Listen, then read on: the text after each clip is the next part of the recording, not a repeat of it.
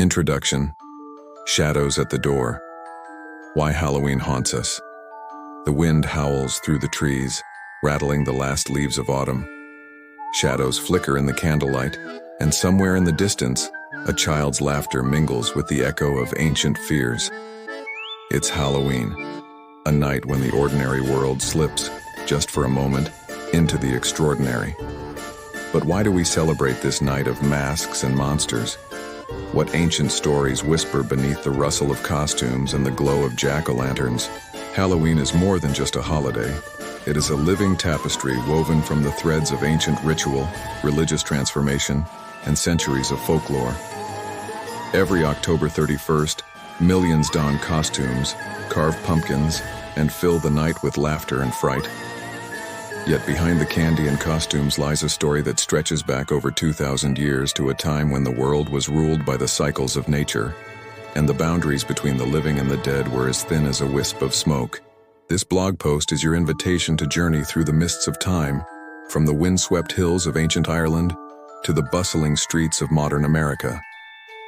We'll explore the origins of Halloween in the Celtic festival of Samhain, trace its transformation through Christian observances like All Saints' Day and All Hallows' Eve, and uncover the fascinating evolution of customs like jack-o'-lanterns and trick-or-treating. Along the way, we'll meet witches and ghosts, saints and sinners, and discover why, after thousands of years, Halloween still holds us in its spell. So light a candle, draw the curtains, and prepare to step into the shadows, because the story of Halloween is about to begin. The ancient roots. Halloween's beginnings in the Celtic world. Let's travel back in time, before the electric glow of porch lights and the rustle of plastic candy wrappers.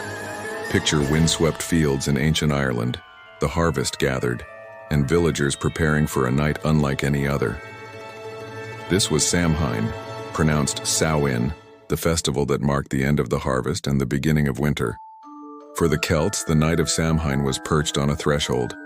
It was a liminal time, a thin place, when the boundaries between the living and the dead blurred. The people believed that the spirits of those who had passed could return to walk among them. Some spirits were friendly, seeking comfort or reunion. Others were mischievous or even malevolent, capable of causing harm or misfortune. How did the Celts respond to this uncanny night? They lit enormous bonfires on hilltops to ward off evil and provide light in the lengthening darkness. Offerings of food and drink were set out to appease wandering souls. People wore masks and animal skins, disguising themselves not just for fun, but as a practical measure to confuse or frighten vengeful spirits. It was a night of fear and reverence, of celebration and solemnity. From Samhain to saints, Christianity's influence. As centuries passed, the world changed. Christianity spread across Europe, and the Church, recognizing the deep roots of Samhain, saw an opportunity. In the 8th century, Pope Gregory III established November 1st as All Saints' Day, known as All Hallows, honoring saints and martyrs. The night before became All Hallows' Eve, eventually merging into Halloween. But the Church couldn't simply erase Samhain. Many of its customs, honoring the dead, lighting candles, feasting, were absorbed into the new Christian holidays. All Souls' Day, celebrated on November 2nd, further extended the commemoration of the departed. Thus, the festival survived, not in opposition to the new faith, but blended with it, a tradition reborn. This syncretism is one of Halloween's greatest strengths. It allowed the holiday to adapt and survive, shifting form while retaining its essence. A night to remember the dead, confront the unknown, and embrace the mysterious. Masks, mischief, and magic, medieval and early modern traditions. Let's fast forward to medieval Europe, where Halloween's blend of fear and festivity continued to evolve. The bonfires still burned, but now the night was also filled with song, laughter, and the clamor of costumed revelers. This was the age of mumming and guising, early forms of trick-or-treating. On All Hallows' Eve, groups of masked children and adults would go door to door, performing songs, reciting verses, or acting out short plays. In return, they received food, ale, or small coins. This tradition was rooted in both fun and necessity. For the poor, it was a chance to gather offerings for the winter ahead. Another custom emerged, the giving of soul cakes. These small, spiced breads were handed out in exchange for prayers for the souls of the departed. The more cakes a person received, the more souls they could pray for. A deliciously charitable act.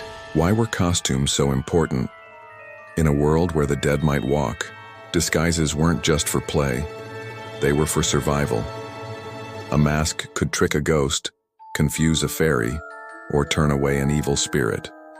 Even today, when we slip on a costume, we're tapping into this ancient magic, stepping outside ourselves and into the realm of possibility. The folklore of fear. Ghosts, witches, and monsters. Halloween is a feast for the imagination. It's the one night when we openly celebrate the things that frighten us. Ghosts, witches, skeletons, and all manner of monsters. But why these particular figures? In Celtic lore, the world was alive with spirits, ancestors, fairies, and supernatural beings known as the unease. Some were helpful, others dangerous.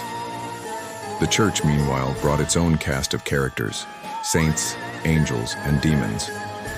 Over time, these stories intermingled, giving rise to the motley crew of Halloween icons we know today.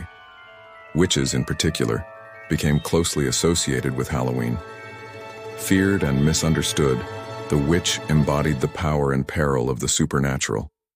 As witch trials swept Europe and America, the image of the cackling, broomstick-riding crone took hold, a symbol of both danger and defiance.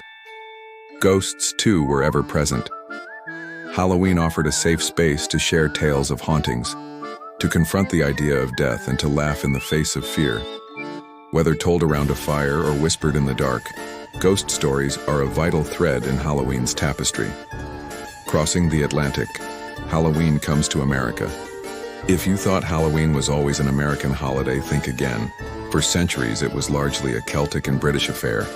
That changed in the 19th century, as waves of Irish and Scottish immigrants crossed the Atlantic, bringing their customs with them. In America, Halloween blossomed. The old customs found fertile ground in the New World. The tradition of carving lanterns from turnips or beets shifted to pumpkins, native to North America and perfect for the job. Thus was born the jack-o'-lantern, inspired by the legend of Stingy Jack, a trickster doomed to wander the earth with only a carved, glowing vegetable to light his way. Halloween in America soon became a community event. By the early 20th century, it was celebrated in schools, churches, and neighborhoods.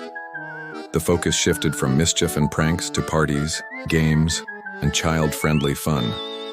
After World War II, the rise of suburbia and the baby boom transformed Halloween into a massive, candy-fueled celebration, one that continues to grow each year.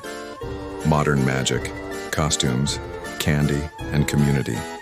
Today, Halloween is a kaleidoscope of traditions. Children dress as superheroes, witches or movie monsters, ringing doorbells and chanting, "Trick or treat." Homes are decorated with cobwebs, skeletons, and grinning pumpkins. Haunted houses, parades, and horror movies add to the excitement. What is it about Halloween that keeps us coming back? Part of the answer lies in its sense of play. For one night, the ordinary rules are suspended. We can be anyone or anything we choose. The boundaries between self and other, real and imagined, grow thin. Halloween is also about community. It brings neighbors together, encourages generosity, and provides a safe space for children to explore their fears. In a world that often demands conformity, Halloween is a celebration of difference, creativity, and transformation. The enduring spell. Why we need Halloween. As autumn deepens and the nights grow long, Halloween reminds us that we are part of a world much older, stranger, and more wondrous than we sometimes remember. It invites us to honor the past, confront our fears, and embrace the unknown. From the ancient bonfires of Samhain to the glowing jack-o'-lanterns on modern porches, Halloween endures because it speaks to something deep within us. A need to celebrate, to remember, and to play. It's a holiday that allows us to step into the shadows, not with dread, but with delight. So this October 31st, as the wind rattles your windows and the shadows gather at your door, remember, You're part of a story that stretches back through centuries. Light your lantern, don your mask, and step boldly into the night. Halloween is here, and its magic is yours to claim.